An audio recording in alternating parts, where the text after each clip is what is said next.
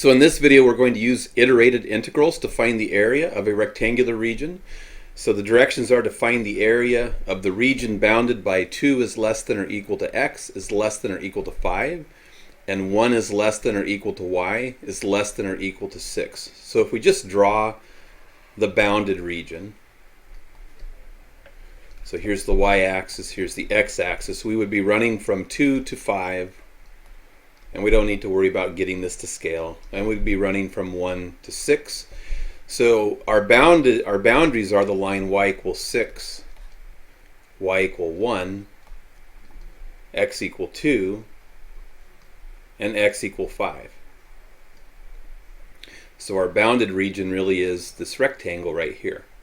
And we don't need calculus, of course, to calculate the area of this rectangle. We could just say, what's the height of it? Well, that's going to be 6 minus 1 is 5, and the width of it would be 5 minus 2 is 3, and then 3 times 5 is 15 square units. When we use calculus and iterated integrals to calculate this area, we would be doing the double integral, and it's either dy dx or dx dy. You get to choose, so we can do dy dx or we can do dx dy. It's our choice.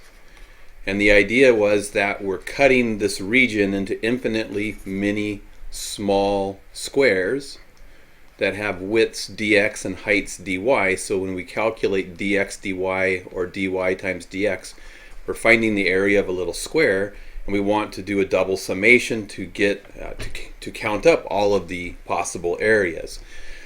So if we're running with respect to y, we're calculating with respect to y first. We need to know the y bounds of integration, and we go from the line y equal 1 to y equals 6. And then we integrate next with respect to x, and x is going to run from the line x equals 2 to x equal to 5. And you usually don't need to put the y and x equals. I just want to emphasize that's what we're putting.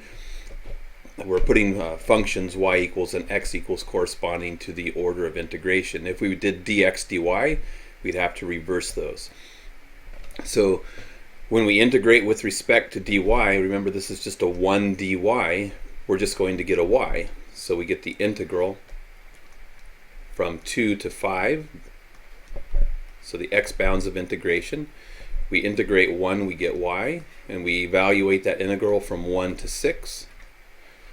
And this was an integration with respect to y, so we haven't integrated yet with respect to x, so the dx is still there.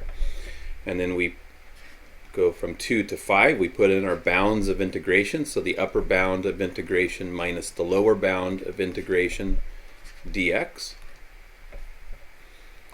So that's going to give us the integral from 2 to 5 of 5 dx, and the 5 can factor out because it's a constant.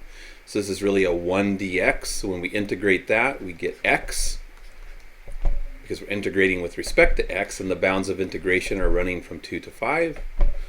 So we plug in the upper bound of integration minus the lower bound of integration. We get 5 times 3 is 15 units squared, the same area that we got by analyzing it geometrically. We were able to do with an iterated integral.